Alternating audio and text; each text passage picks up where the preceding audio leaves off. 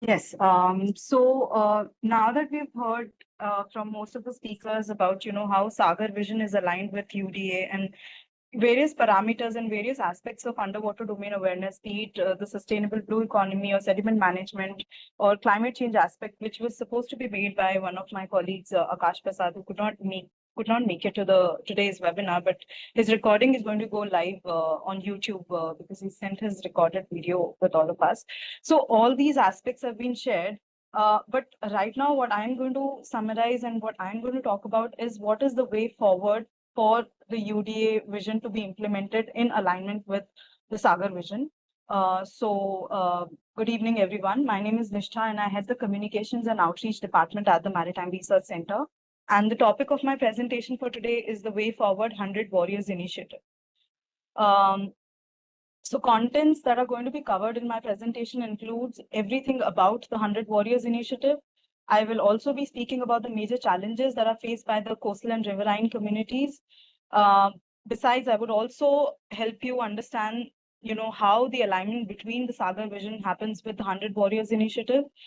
And I will be concluding my presentation by telling you about the implementation of the pilot project on ground. Like I mentioned, what is 100 Warriors Initiative? For that, we first need to understand that this initiative has been crafted and developed by the Maritime Research Center. It has been ideated and conceptualized by the internal team members of the Maritime Research Center, who were all led by the founder and director of MRC, Dr. Commander Arnav Das. So what is the focus of this initiative? It focuses on strengthening. So the basic idea behind the 100 Warriors Initiative is the fact that it focuses on strengthening the livelihoods of the coastal, riverine, and water resource dependent communities. So we do have the concept notes for how the coastal warriors can be implemented, the 100 river warriors can be implemented, and how the 100 water warriors can be implemented, these initiatives. But this combined initiative we've called as 100 Warriors Initiative, which includes, strengthening the livelihoods of the coastal communities, the riverine communities, and the water resource dependent communities. So moving on, what is the goal of this project? The main goal of this project is to provide these communities with relevant skills and trainings. Because basically, like, this is what these communities lack right now on ground. And they really need a combined effort from various stakeholders to help them have the relevant skills and trainings. And this will also help them better handle challenges like climate change, unsustainable practices in the oceans, rivers, and water resource areas, and coastal erosion, economic pressures from overfishing or illegal fishing activities.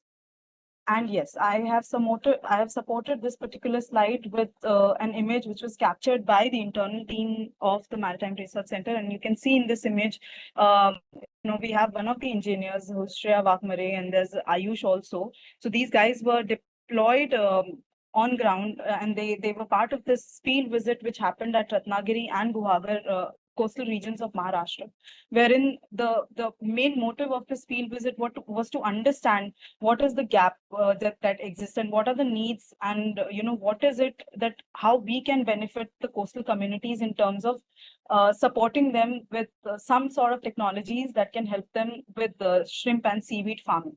And this field visit took place in November 2024, and the second one took place in February 2025 recently, which was held this field visit was in Viraval, which is one of the coastal areas of Gujarat.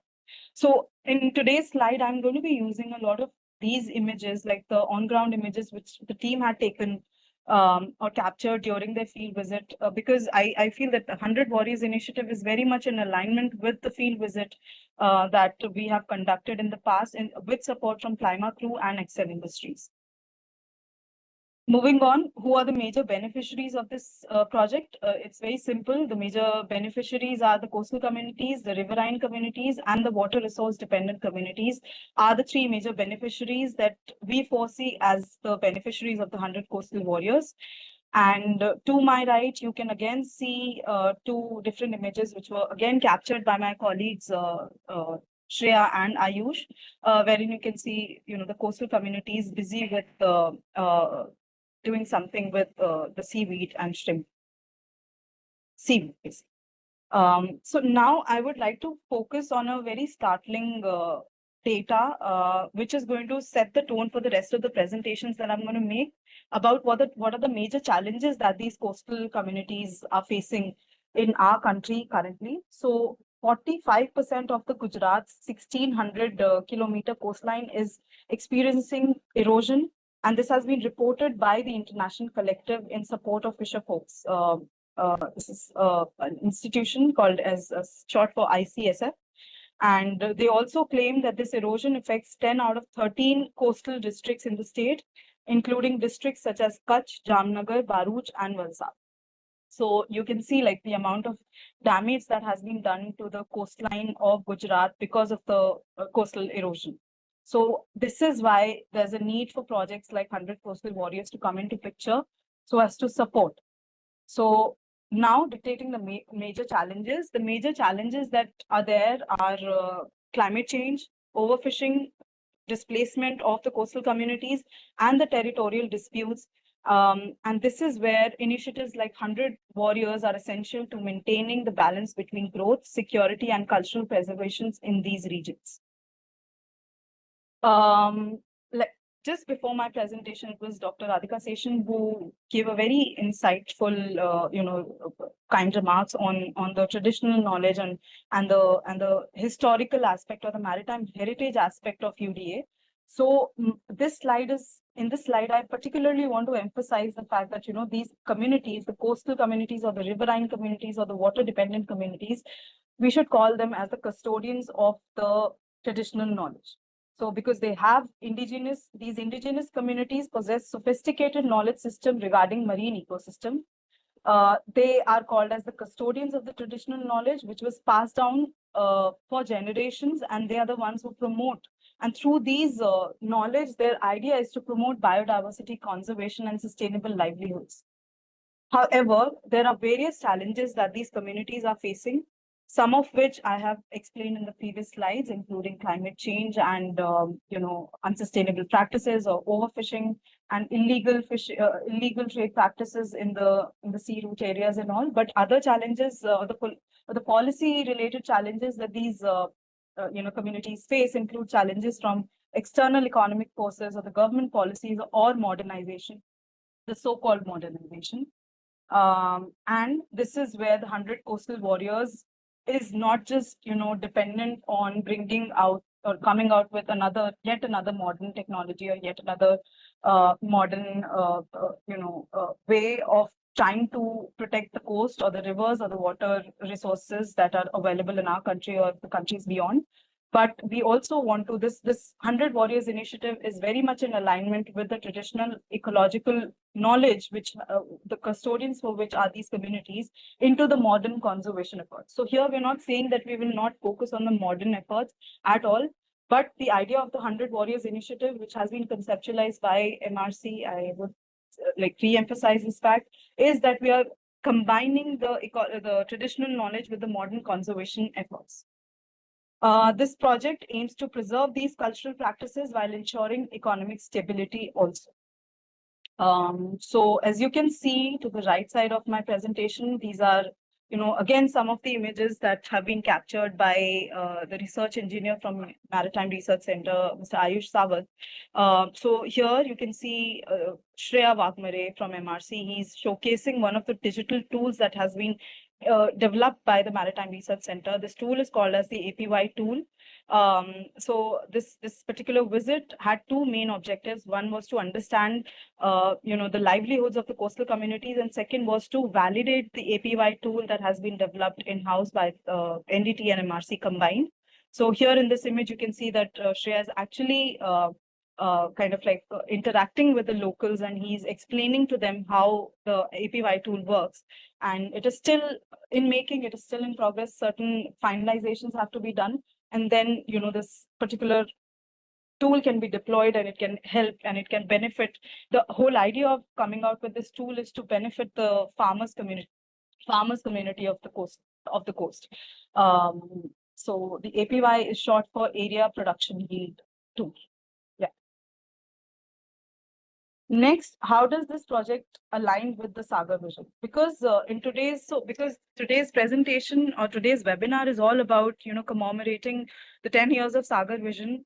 Let me help you understand the fact that this 100 Warriors initiative is very much in alignment with the SAGAR vision, because both of them care for sustainable resource management. Both the projects, the SAGAR vision and the 100 Warriors initiative, promote resilience to climate change and natural disasters. Both these projects focus on regional security and cooperation, because when the moment it comes to the coastal coastal communities, then of course regional security and cooperation becomes very, very important.